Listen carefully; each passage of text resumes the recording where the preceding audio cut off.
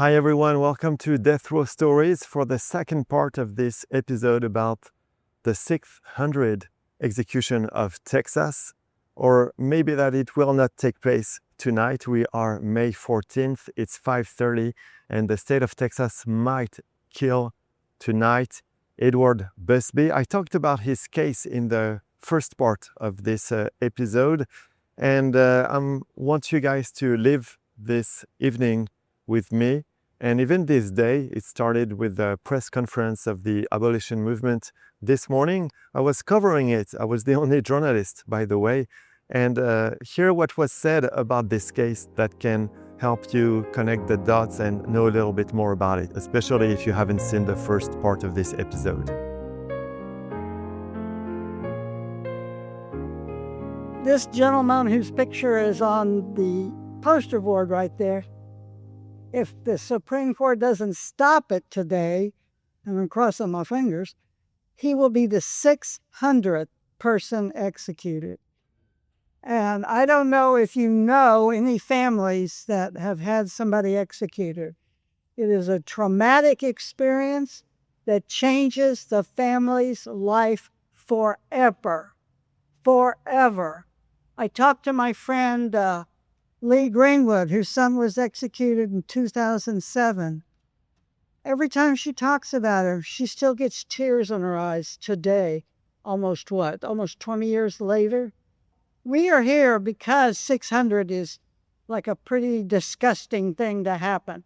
We're also here because Edward Busby, an African-American man from Fort Worth, should not even be on death row. The Atkins versus Virginia case said that people, back then they used the word retarded. We don't use that anymore. We say people with intellectual disabilities cannot be executed. It's a violation of their Eighth Amendment right. Well, Mr. Busby is intellectually disabled. And recently, the judge in his court ordered a hearing to discuss that. To see, because he got a stay a couple of years ago when he had a date. The state of Texas presented an expert and his attorneys presented experts. They both agreed he was intellectually disabled. And what did the judge do? There must be something wrong with him, because he said, well, it doesn't matter. I think he's fine. And not using any medical qualifications, he just said he's fine, and he set an execution date. Now, last Friday, the Fifth Circuit Court of Appeals in New Orleans stopped the execution, but Texas appealed it to the Supreme Court. So we're sitting here waiting for the Supreme Court. I don't believe in the death penalty. And not just because the state of Texas uses it against Black people more than they use it against anyone else. I don't think you teach people not to kill by killing people. That doesn't make any sense to me. I stand against this. I hope that the Supreme Court does not follow what Ken Paxton is asking for, which is for the stay to be lifted. But as of right now, and I checked right before I came up here, the United States Supreme Court has not lifted the stay. If the United States Supreme Court lifts the stay, then Texas will be able to execute Mr. Busby. I hope and I pray that that does not happen, because it violates the Constitution. And I pray for him and I pray for his family. There's a necessity in society for justice. Let us be clear. When we violate persons and property, then there has to be some measure of justice in order that behavior doesn't take place, because otherwise we have chaos in the society. But it must be justice for all, regardless of creed, class, or color. And the difference between justice and revenge is when you execute juveniles, as Texas has done. When you execute intellectually disabled people, as Texas is planning to do or has done in the past, hell, they even kill born-again Christians in this place. And persons who are actually innocent, they do kill them. So it is not justice, then it results in revenge. And there's some things you can't take back. Once you've killed a person, in those categories, then it's not justice, it's revenge. And now you put yourself, in my humble opinion, and by study the scripture, you put yourself on the wrong side of God or supreme being. These people do not respect the Constitution, but they also don't respect the 10 Commandments that they decided to post in our school. And for those of us who do believe in spirituality, I don't have a problem with you wanting to maybe post the 10 Commandments in school if you would follow them.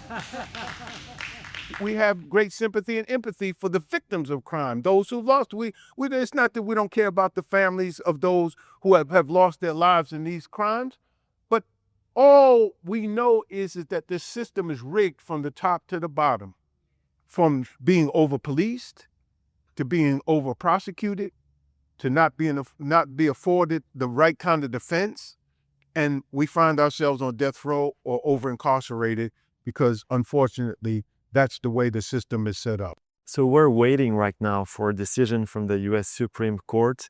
It might arrive late at night or any time now, actually. We have no idea.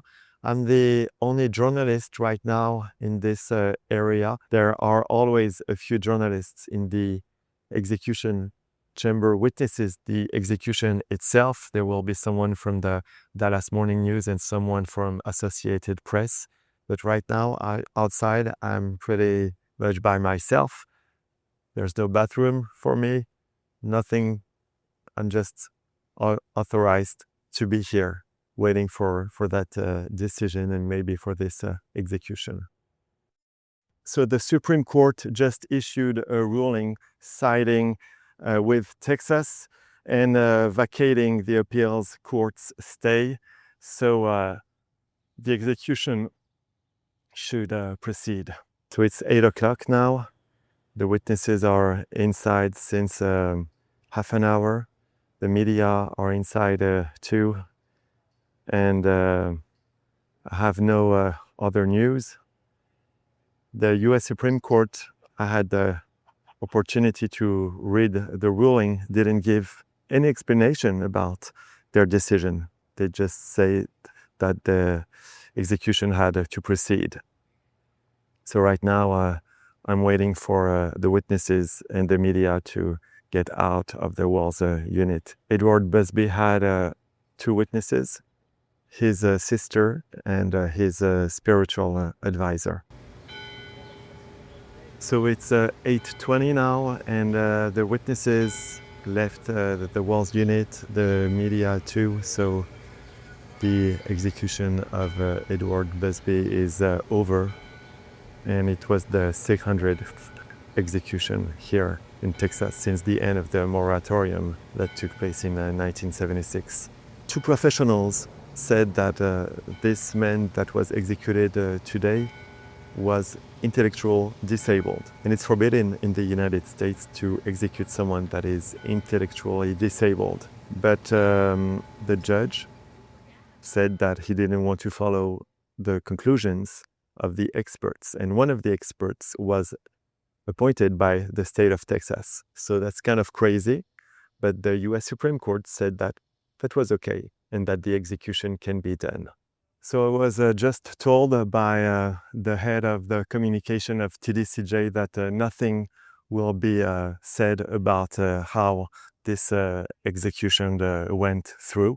So I don't have any more information. Thank you for following this video. I did a very interesting interview a few weeks ago about lethal injection and the secrets behind it. I really encourage you to listen to this interview. We have seen autopsies with distended veins, and you can imagine the person inside is going even as they look very peaceful. In 84% of the time, the prisoner is dying because they are drowning on their own fluids. The average time of lethal injection for the one-drug protocol is around 18 minutes. Executioners tried and failed to access the vein for over 2 hours. The Department of Corrections investigated itself. Okay. And said, we're great.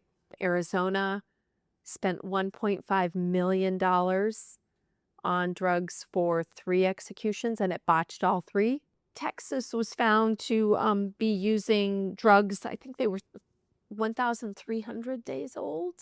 These are drugs that expire, depending upon how they are being stored, within 40 days. Thank you very much for following this video or this podcast, and please share.